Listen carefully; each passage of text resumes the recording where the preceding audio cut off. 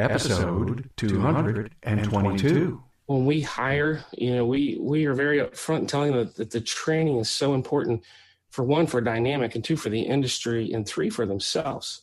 And if they're not committed from day one to learn, this relationship won't work, and we just don't move forward from there.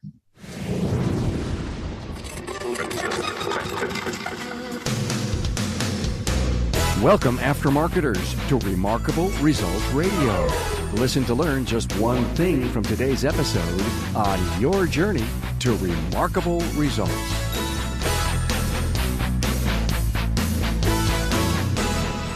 Hello, aftermarketers throughout North America and around the world. Carm Capriato here, and welcome and thanks for listening to the Aftermarket's premier podcast, Remarkable Results Radio. Hey, did you know that you can listen on Apple Podcasts, Google Play Music, iHeartRadio, Spreaker, and Stitcher, and on my own app for iOS and Android? Well, now you do. Hey, welcome to episode 222 with Dwayne Myers from Dynamic Automotive. This episode is made possible through the sponsorship of Federal Mogul Motor Parts. Search for parts and get the latest technical updates and sign up for the new Garage Rewards loyalty program at their all-new website, fmmotorparts.com.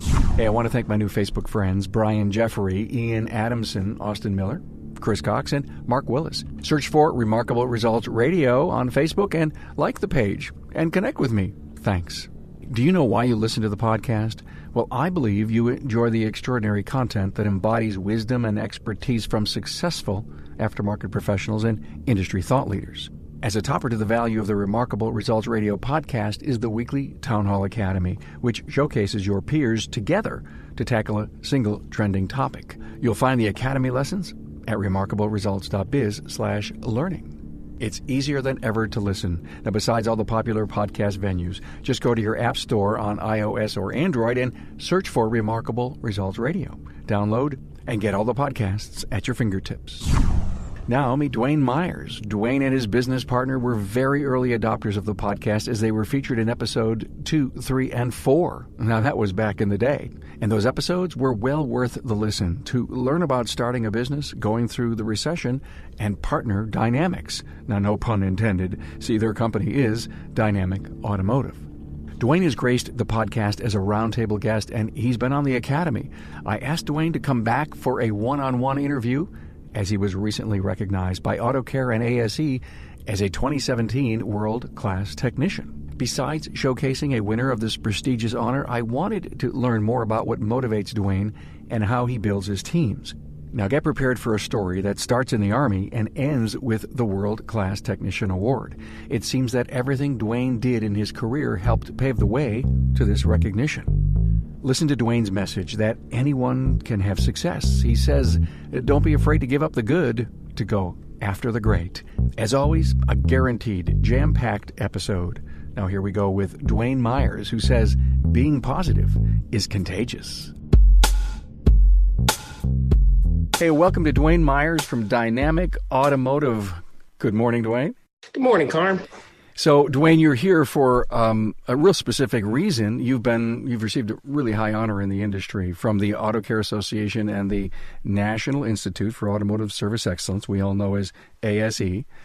And this year they recognized 17 outstanding individuals for 2017 as world-class technicians. Congratulations. Thanks, Carm. It's a real big honor. I've been doing ASEs all my life, and finally finished those last couple of ones I needed, and to be recognized for it's meant a lot. I've gotten a lot of phone calls and got a lot of words of encouragement that's been real nice to get. And it's also a great way to show my team what I really want from them in being professional in the industry. I love that. You've obtained 22 specialty certifications during 2016. 22? You probably have more than that.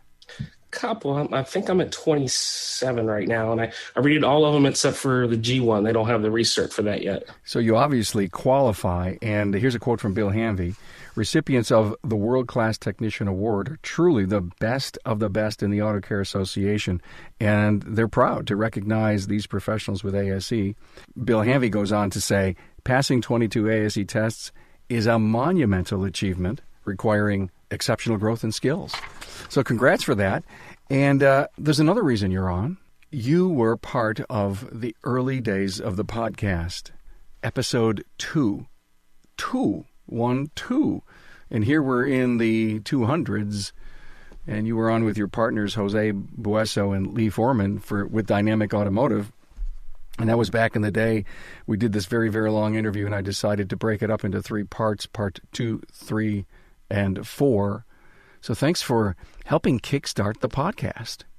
Oh, it was our pleasure. When you had called me originally, you wanted me to do it. And I'm like, no, to get the real dynamic story, you needed all 3 of us. And I think that really helped showed you every part, because the differences in us really make Dynamic a whole. You're right. And when I think back to that episode, I have a lot of great memories from it. In those early days, as I was starting out in trying to build this content library, I was so new to it. So new to the interviewing skills and the techniques. I knew a lot of people. I understood your business, but there's a whole different dynamic, no pun intended, to be able to get those stories told. You guys made it so easy. 3 episodes are so worth it because it really brings the partnership dynamic and some of your early day struggles and what you had to do. I think there's a quote from Jose about your banker, and it's one of the ones that I don't remember the exact quote, but I remember the moment he said it. We were very forthcoming. One is because of our relationship we already had, but we don't mind telling our story because it always hasn't been roses. We worked hard to get where we're at, and I think almost every small business owner, every shop owner has had struggles. And if we can tell our story and it helps someone else out, then that's great. Well, I know it has, because it continues to get listens. I just want you to know that. As old as it is, a couple of years now, it continues to get listens. And all the podcasts that I've done, it's amazing to see each and every day the library gets listens. So being a perpetual student, you've made a huge commitment, Dwayne. Explain to me how all of this continuous education worked and into your equity position here at Dynamic. I started off, of course, doing automotive technology, but as my career progressed and I got out of the shop and more into the office, more into the management, more into the people, I went back for another associate's degree. This one was in business. And once I got that one, I went for my bachelor's in business, and every class I took, and this is why I felt it was so beneficial to go back to school when I was in my late 30s, early 40s, was I took every class and I related it back to business itself. I had something concrete to go with the theory. And by doing that, I learned so much more. And then it helped develop the business because, when you would take an HR class or you take a finance class, and when you were going to the university and everything went right back to business, it really related to it so much. And it made me grow a lot. And I've been able to share that with the team. I imagine here you're 20-some years old, you're in an accounting class, a finance class, a marketing class, an HR class, and you're learning these theories. Here you are, a mature person who's involved in business taking these classes, and the lights are flashing all over you because you are so grounded in the real world. When your feet are on the ground right there doing it, and then you take the theory of it, it's all practical, and it just made sense. Everything I did made sense. Talking about getting your money's worth, right? Absolutely. It was one of the best decisions I made at the right time. I think if I'd have made that decision to get my bachelor's in my 20s, I wouldn't have got my value out of it. By going back to school later on, its value grew exponentially. So take me back to the first ASE test you ever took. 1992. I was in the Army at that point, and I took my first electrical T6. I was a tank mechanic, so I picked the heavy-duty ASE, and I took the T6, and I passed it. And that was definitely with pen or pencil and paper, so it took a while to find out, but I was excited and very proud passing that test. Good for you. So you came out of the Army, you decided to get into some community college stuff, and did you go to school for automotive technology? My whole reason for going in the service, well, I shouldn't say my only reason, was the GI Bill. And when I got out, I was determined to use it. I wanted to feel like the years I spent in the service, I'm getting something out of it. So I went to Catonsville Community College in Baltimore at nighttime. I'd worked during the day for a trucking company, And at night, I would drive to Baltimore, which took about an hour, take my classes, and then drive back. So it was a pretty long day. That's commitment. Do you see it today amongst, your area of influence, people around you? Do you see that level of commitment? If you put yourself around the right people, you do. And when we hire, we are very upfront in telling them that the training is so important, for one, for Dynamic, and two, for the industry, and three, for themselves. And if they're not committed from day one to learn, this relationship won't work, and we just don't move forward from there. And you're the greatest example in the world, because not only did you do automotive technology at night, you went on to get your bachelor's, and what a story. As my career progressed, I kept going back to school. Actually, the first college I went to was in Texas. When I was in the Army, I went to diesel school. I just always loved to learn. And I think I've been told many times, as long as you're learning, you're growing. So I went and took diesel classes. I wasn't there long enough to finish it, but I got like 6 or 7 of them in, and I got a good basis for diesel work. And then I went into automotive when I got out of the service, because heavy trucks were good. I guess I was downsizing every time. I went from tanks to heavy trucks. I wanted to get into automotive, and I knew the best way was to go to school. You need my GI Bill. And then that's when I started working part-time for Dynamic. Dynamic had just opened in 95. One of my teachers down at Catonsville Community College was the shop foreman at a Cadillac dealership. And that was my current partner's boss, Jose. And he told him to get us together. And it was kind of weird how people can connect. He told us, the shop they were opening was only a mile down the road from the trucking company. And he says, he told them, you got to meet these guys. And he told me, these are 2 great guys that have been in the business for years that want to open their own shop. So in 95, they opened it, and they came down and visited me and spent time. They would just stop by and talk. I was a little shyer back then, so I wasn't too outgoing. And they came to me, and we started a relationship. And when I got my associates at Catonsville, I started working part-time, nights and weekends, up at the shop. And we did that for 5 or 6 years until we opened our second shop. And then I was able to come on full-time as the main technician at the new shop. From there, we grew. A couple more years, we grew. That's when we actually built our Urbana location. That's the one I'm at now, that has the quick lube, the repair shop, the car wash, the detail center. We went from 2 little baby shops to monster $3 million building, and a lot of overhead that we learned new business techniques real quick. And then once that happened, Lee and Jose, they knew I wanted more out of life than just being a technician. And I was working on my own stuff, getting ready to start my own business. And they decided at that point that they didn't want to let me go. So I actually bought into the business, became a partner, an equity partner, and actually got to come into the family totally. It's not too many people that'll open their business up to somebody. Once they start it and you have your personal roots, it's hard to open it up. And they were great about that. They really opened it up, and not just for my money. they opened it up for my ideas and my energy. From there, we grew, and I started doing more management, not as much mechanical. I would oversee a lot of diagnostics. Okay, so you're really talking about so many of the great themes that the podcast is all about, and you went from working in the business to on it. And was it that equity period that you said, listen, I've got to do more than just turn wrenches? Originally, from day one, I told the guys I wanted more than just to work on cars. My next step was to work on them, and then I was going to own a business. And even from day one, I told them I liked those guys. I would work with you all, and they were open to it. A little hesitant, a lot of people want to go ahead and come into your business. Say, I want to own a business, but it takes a lot of effort and dedication, and you gotta see that out of somebody before you're even willing to consider it. And it took a couple of years. And once they saw my drive and what I wanted, they harnessed that energy. Yeah, they realized they couldn't let you go. Yeah, and it's worked out pretty good. I'm talking with Jonathan Cicchelli, a technical product specialist with Federal Mogul Motor Parts. So, Jonathan, how does a service professional get the Guru on the Go van to their shop? There's a couple ways. We do what we call cold calls, where we go around and just visit shops based on geographics And there's also times where we team up with outside sales reps from other parts distributors and visit the shops on that basis. So I love this. You pull into a shop on a cold call, they see the van, and they're probably excited to see you. Yeah, I've had a couple shops where they've actually have already heard of the Gurus via Facebook or social media.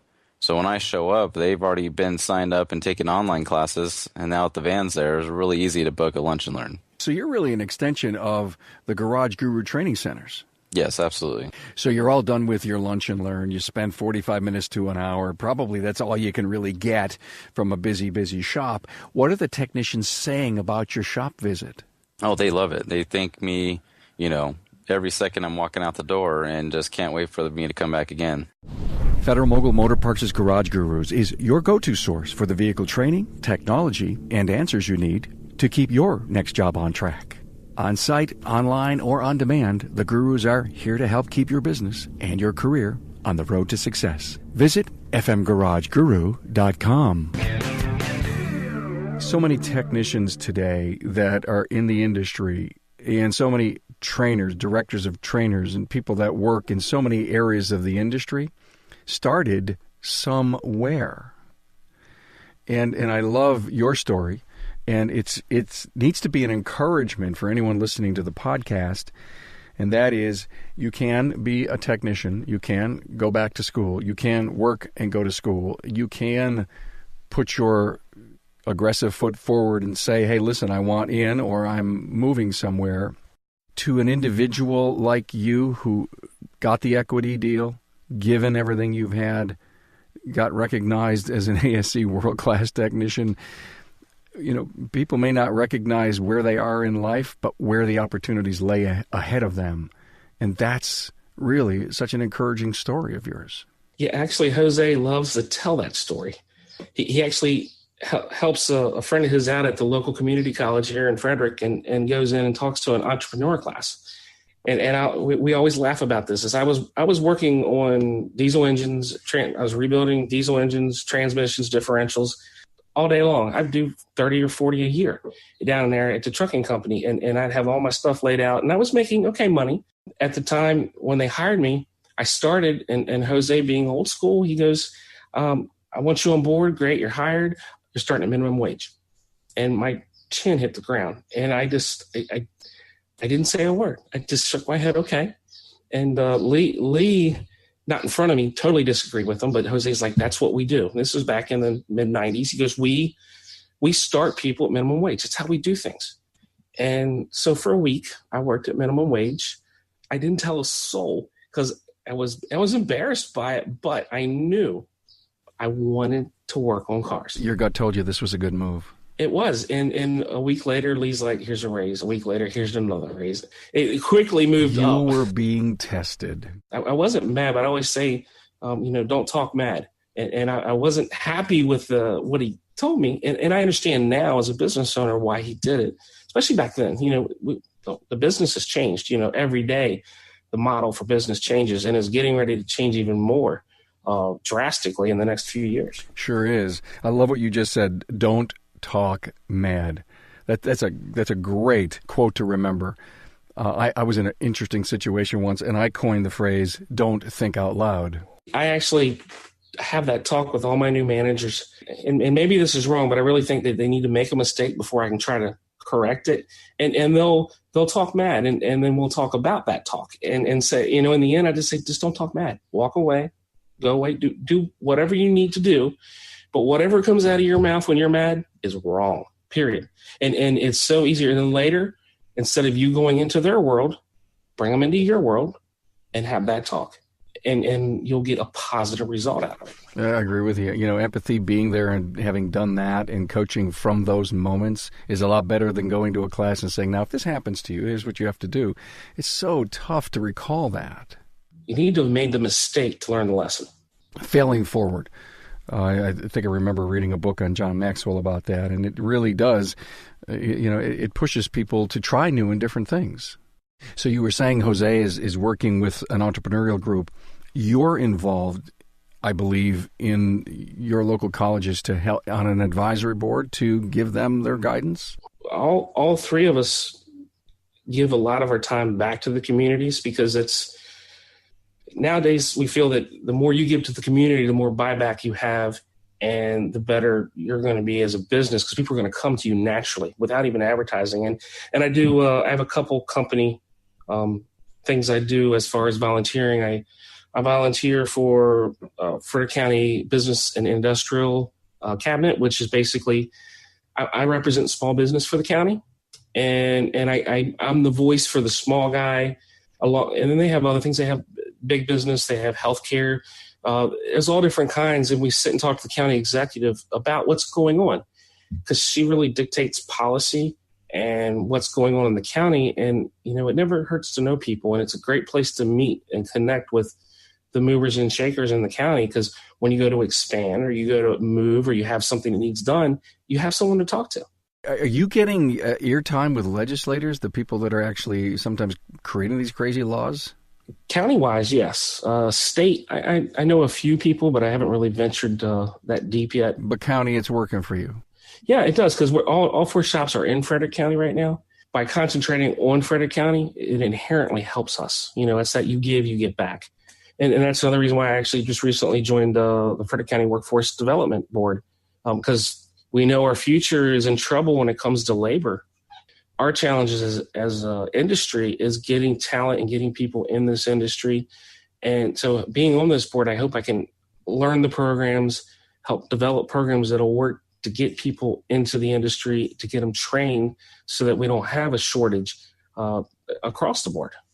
So you're working hard to get parents and educators to realize that working with your hands and having a skilled trade is a great and viable option today. Absolutely. Myself, Lee, and Jose are all on the Career and Technology Advisory Board for the high school students in the automotive program. And we do, on open house, we set up a booth.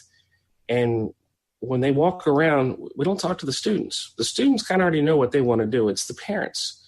We have to tell them that this is a great industry. The days of the greasy hands they're not gone, but they're leaving. I mean, you still will get dirt on your hands. You still will work hard. And I tell people, you will work hard, but you will make a great living. You can make a really good income to support a family. And you can live here and work here, which is another great thing. You don't have to travel, and you won't have all this debt, because most education like me, I pay for my guys' education. And it was actually said this morning, I had a CTC meeting this morning, that besides the medical field, the automotive field is probably one of the most trained industries out there, where we constantly train. Many of them, you go, you start, and you do. Here, you never stop. If you stop, you're done. Once you stop turning wrenches, your skill level drops fast. Well, you're so committed to training, especially with this ASE honor. I mean, you just put you on a platform that really says, hey, listen, I believe that you wouldn't have gotten all these certifications had you not been a perpetual student. So with that said, how do you manage your techs inside of Dynamic Automotive? Are you writing down every training they go to, how many hours they're investing? Do you have a listing of every ASE that they've qualified for? Are you hovering over your whole entire educational process at the shop? I definitely guide the process. We'll start with the ASE part. That's definitely a big part for us, because we pay our flat rate technicians off ASEs. We have a base rate, but then every one you get after that, you get a raise. We tell people you can give yourself your own raise. Just take a test and pass it. And it can add up to quite a bit of money. So yes, we definitely monitor that. That's a given, and it motivates people to be professional and serious about your trade and your craft. Get certified. A lot of people aren't, but ASE is so important. It tells people that you're competent in this industry, and you're serious about it. You take pride in it. People that have ASCs are proud of what they did and what they've achieved. As far as training, every year, the company has grown to 4 stores. We're in the low to mid 30s for team members. Training can get expensive, but we know the importance of it. And the more you invest in an individual, the more you'll get out of them.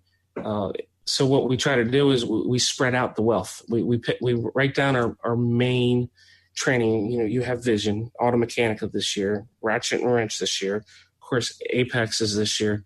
And there's other big ones that we try to go to. And what we'll do is we'll pick one or two from each store, because you can't send everybody. And like vision, you ran into a couple of. I remember taking a selfie with them and posting it, and I didn't see them except while we were leaving. We were at the airport. Thank God they had their Dynamic shirts on. I got a message from them that they ran into the Great Car. I just laughed. I said, "That's awesome." But we like vision. I've never been to vision because I've always felt more important to send my guys there because of the type of training, and they love it. They actually, that's the one I think they fight over the most, even more over Vegas. They want to go to Kansas City to get the vision training, and we send every year, I guess for the last 4 or 5 years, and we will continue to do that. And then, but we try to mix it up. That way everybody gets some kind of main training. If you've been with me a couple of years, you're going somewhere with me. So you're investing a lot of money. You sent 4 guys, 4 of your team members, 4 of your techs to Vision. Cost you a lot of money. I know what it cost you. Can you look at each individual's course structure and say, oh, he may need GDI, or are you looking to where your team needs to go? Yeah, actually, we look at their strengths and their weaknesses. Part of that we go over in the review process. And then we also know our people well enough. We see where they struggle or where they're good at. And it's just not technical. It's definitely soft skills. We've put more effort in soft skills in the last couple of years than we have technical. Of course, there's a fine line there. Cars are changing so fast, but so is the way we do business now. It's fixing cars is a given. Every automotive shop out there fixes cars. It's the experience, and it's how you talk to them and how you make them feel. And that's a trainable skill. And Vision's a great place for them to learn that. So we do that. And I've seen some of my guys totally transform from very stern and harsh to very open and welcoming. And it makes a big difference in your clientele. I'm curious, have you ever sent a tech to a service writer class? I went. Jose, actually, we'll start with me and then we'll move on. But when I was at the shop as a mechanic, he looked at me one day and he says, we got in a little bit of a discussion. I was the tech. I had my viewpoint. He was the owner service writer. He had his. He says, all right, next week we're swapping spots. And he did it. Next week I walked in. He goes, you're in the office. And I'm like, I don't want to be in the office. He goes, no, you're in the office. And he forced me to go in there, which was one of the best things he ever did. He says, you're going to learn what it is to sell that work. And then next week, the following week, you can come back out here and then you can give me your opinion. And I had a little bit of a different opinion. I still was the technician, but I understood better. Because of that lesson he taught me, we have sent some of our technicians to him, because actually we encourage our technicians to talk to customers. A lot of people say don't ever do that. And I said, no, they want to talk to the doctor. They want to talk to the guy that's working on their car.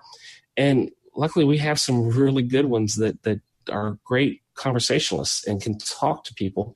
And they like it. So we'll say, hey, take this class while you're at Vision or at All Mechanica. Try this soft skill class, how to calm down an upset customer. Learn something, learn what not to say, learn not to interrupt. I love where you went with that, because that's where I was digging. I was trying to find out if you allow your techs to talk to the customer. Well, you're closing out the ticket. How deep are your service writers going into the level of repair and, the investment of equipment and the training that your guys go to? Oh, by the way, here's Bobby and he worked on your vehicle. Are you doing any of that, when you're finalizing the invoice? They definitely ask the customer, if they have any questions, if there's anything going on. They don't necessarily go run and get the tech every time, because that definitely affects efficiency. It's a known rule here that, in the building I'm in, we have 20 people, so if even if you're the first day as a quick lube technician, you're a seasoned veteran out in the shop, service writer, office manager, bookkeeper, you walk by a customer, you say hello, you look them in the eye, greet them, and that they have to do that. That is just etiquette 101. If they don't understand the repair, or if they just want to talk to the technician, we'll definitely get them for them, because that couple of minutes is time well spent for that relationship you're building. I've had some managers where, I would have a young quick lube technician talking to a customer that drove in, and they was talking about some baseball game.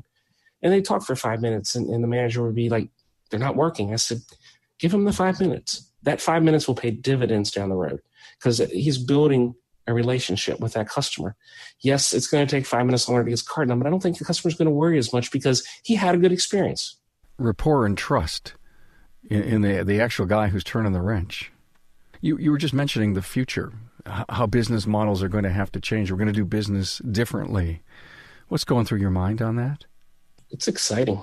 A lot of change is coming. I'm lucky enough to be on the CCPN committee with the Autocare Association, so I definitely keep abreast of what's coming and what's going on.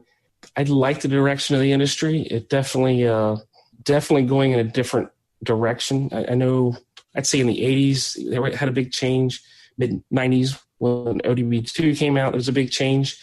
And with the new autonomous cars and the assisted cars, this industry is going to change again to where we definitely have to be even more educated, and we have to be on our game or we'll fall behind because you're not going to be able to work on tomorrow's cars with today's knowledge. So describe to me what your location of Dynamic is going to look like, act like, be like in 10 years.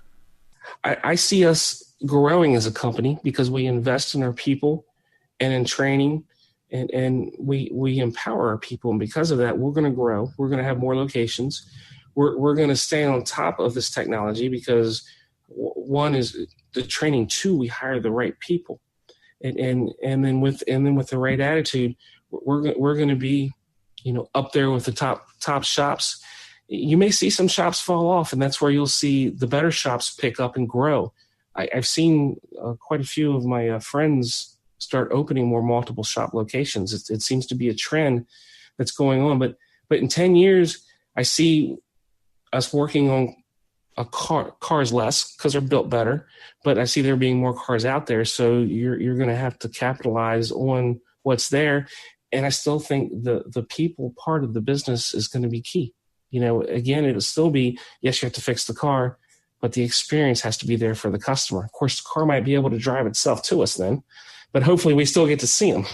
So the car may even have more miles on it because it's working harder because you don't need a licensed driver to drive Johnny around. And I read an article the other day that talked about the mechanical side in the next couple of years. And, they could have a family with one car. In the morning, the husband gets up, goes to work, he drops him off, the car drops him off. Car goes back home, gets the wife. The wife goes to work. Then comes back and gets the kids, take the kids to school. Then takes the kids to soccer practice. Then to an after-school party. Then back home. Then gets the parents, brings them back home. Then in the middle of the night, it goes and gets gas at the gas station or recharges. So this car, instead of having 400,000 miles on it, it could be a 1,000,000-mile car, which in turn is mechanical things fail. So I think our business is strong. We just got to keep up with the technology. Let me steer you in a different direction on the future. More specialty shops, paperless, augmented reality technicians repairing tough stuff with the help of someone in a computer center somewhere. I mean, what are you thinking? Well, as far as paperless, we're heading that way already. We do digital inspections, which the customers really like, and it took a couple months to get it rolling, but once we did, we definitely saw the benefit. It just shares so much more knowledge. Pictures say 1,000 words. We all know that. So when you take a picture and send it to somebody's phone and say, this is your serpentine belt, and this is why we recommend replacing it. You put an arrow right to it, and they get it. It's so much better than just saying on the phone, hey, I recommend this. Now, seeing's believing. You can have all the trust in the world, but when you see the problem, you're going to react quicker. So digital-wise, yes. As far as specialty shops, the platforms are reducing. The car makers don't have 30 different frames. Now they put 20 cars on 5 frames. I think you're going to see, and it is a global industry. So a car made by one manufacturer is made by the same parts by another manufacturer. So I think that if a shop stays educated and trained, they're going to be able to work on all these different types of cars because a lot of them are the same. They just have different badges and a different color on them. So I think you don't have to go specialty on a lot of this stuff. You just have to keep the training up. Is there any validity to the concept that if you were just a Euro specialist and you had every piece of scan tool, your guys and gals were just focused and trained in that one area, that you'd be a better, more efficient, and more successful operation? I think you would be more efficient. When you work on one brand, one line, or one area, you definitely get better at it because you're honing your skills on just that area. It's no different working in the dealership. When you work in the dealership, you see the same problems over and over, so you get very efficient at it. Will you be more successful? That goes back to business, and you can do everything right and still be unsuccessful. It depends on how you run your business. Do you ever see Dynamic having a hybrid shop? We work on hybrids. Okay, so you don't need to have a specialty. No, actually, we've sent a couple of our technicians to hybrid training, good hybrid training, not an hour class, good stuff. So we've rebuilt batteries. Actually, we've done some videos on hybrid work, and we see them, but not hateful. And being in the DC area, you're going to see a lot more European, a lot more hybrid, but nothing too crazy. Still dominant with the same old gas motor, but we see them and we like them because it's something new and different. And most hybrids are built very well. They don't break. So you're not afraid of a darn tech advancement that's ever going to challenge your business. You're just going to grow and adapt and train and be there and be a dominant force. That's our plan. Stay ahead of it. And that's why we believe in training. The right people, the right training, the right attitude will get you where you need to be. So augmented reality, have you done any research on that? Or is it Star Wars? Is it possible it's going to help us someday? It's funny you mentioned that. I just listened to a really good podcast yesterday about that. That must have been Mr. Kaufman, right? Yeah, okay. Yeah, that it was. It was excellent. Yes, it's possible. It's coming. Anyone that says that something's not possible hasn't lived long enough yet. Things just keep changing. And at this point now, I've seen so much changes in my career.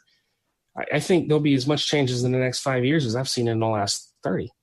So will there be augmented reality? I think it can be. I think that we're going to have the tools. I mean, look at the surgeons that work on people now. They don't even cut people open anymore. They can fix them microscopically. The next step is us doing that on cars. So I can see that being something in our future. What's your legacy going to be? I think my legacy, what would make me proud when I hang up my hat, would be the team we're building here. It's not really what I accomplish. It's what the team of managers, team leaders have been growing. And in the last couple of years, especially once we opened our fourth shop, Mealy and Jose we haven't stepped out. We stepped to the side, and we have a key personnel at each store, and they truly run that store. They have the power to do whatever it is they feel fit. Now, of course, we have say, but we really let them run it. And because of that, they have new ideas, new growth, and we're expanding in different directions that we wouldn't have if we just stuck with our ideas. So when I see that being successful and I see these individuals grow into their own leaders in their own right and are successful, that to me will make me happy and will make me feel successful too. Anything holding you back right now? Not enough time. Time management. With all the volunteering, all the work with the shops, training, home life.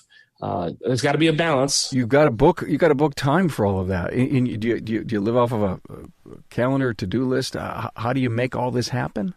Couple calendars. I have a calendar on my wall where it's written, and then I have it on my phone. Memory doesn't work as well anymore. So I use all of those, but I have to because, like today I have 5 things scheduled for the day besides my regular work that I need to get done. And of course I don't want to miss any of my appointments because they're all important. What do you feel you contribute at a very high level to the business? What do you love to do? In other words, what do you love to do every day that makes a difference? I love finance. I love dealing with the financial side of the business, but the part that I really love that I've grown into is development of our team. Taking an individual and taking the knowledge that I've gained and helping them with that knowledge and teaching that to them so that way they grow. Because what I want to see is them grow further than I have. And if I help them out now, I see young technicians we have that are years ahead of where I was at their age. And I tell them that, when I see them, I've seen 20, 22-year-old technicians that are geniuses compared to what I was. I was just getting out of the service, and the service told me do this, this, and this, and then replace that. Now, they're so technical that they blow my mind at how smart they are and what they can do. And the same with the managers, or I should say team leaders, because I don't even like the word manager anymore. I want to see them succeed. I've made the wrong choices. I talked mad before. That's why I say that to them. Don't talk mad. When you break somebody or break something, you got to fix it. It takes a lot more effort to fix it than it is just to do it right. Obviously, you are a developer of people. That's what I'm taking out of this. So what advice would you give to your 25-year-old self? Don't be afraid to give up the good to go after the great. Yeah, because you can be in a good place and think that everything's fine. But if you want greatness, if you want to do more, don't be afraid to give it up. Because, I gave it up when I left where I was at, to start. And I haven't worked many places, luckily, but each time I've made a move, I made a conscious choice. I gave up when I went to work at Dynamic for minimum wage. I was giving up a lot. Of course, that was still part-time. I was still working full-time, but I was making a commitment because I knew that giving up the good job I had, I could move to a great one, and I wanted more. Great advice. Hey, I enjoyed it. Any final words, wisdom to pass? Stop being afraid of what could go wrong and start being positive about what could go right. Do you think about that a lot? I try not to dwell on the negatives because I found that being positive is contagious, and looking at the bright side, we all have bad things that happen, but looking at the bright side, the glass half full, you bring people with you in the right direction. And once you start a movement, it's hard to stop. Of course, if the movement's going the wrong way, it's hard to stop that too. So, attitude is a choice. Choose to be positive, even in the darkest days. And when you do that, you will move the point. Well, I can just sense what a great mentor you are to your people and leader, and getting them to look internal and then channel that energy into a great life. Wow. Good stuff. Thanks for being here. I mean, tons of nuggets of wisdom. I appreciate that. Good to have known you all these years, too. It definitely has over the years been a great friendship, and I've been very proud of seeing what you've developed yourself in this podcasting business. Thank you very much. Well, I was when I saw that you were selected as a World-Class Technician 2017 from Autocare and ASE, I immediately made the call, or if it was an email, and I congratulated all over you. So thanks for coming on and telling us your story, even though you had been on the podcast in episode 2, 3, and 4 in the early days. We got a little bit more behind the scenes of what makes Dwayne Myers tick. So thanks for being here, man. It's my pleasure, Carm. Thank you, Dwayne Myers, for sharing your story. There is so much to say about having such strong goals as a young man and working toward them as you advanced your career into an equity stake in the business, and recently being honored by Autocare and ASE as a world-class technician. You've paid it forward, told your story to inspire up-and-coming aftermarket professionals to realize that your dreams can come true. You sure worked hard to get where you are. Dwayne Myers has his own show notes page at remarkableresults.biz/E222, and there's an in-depth bio and the show's talking points there.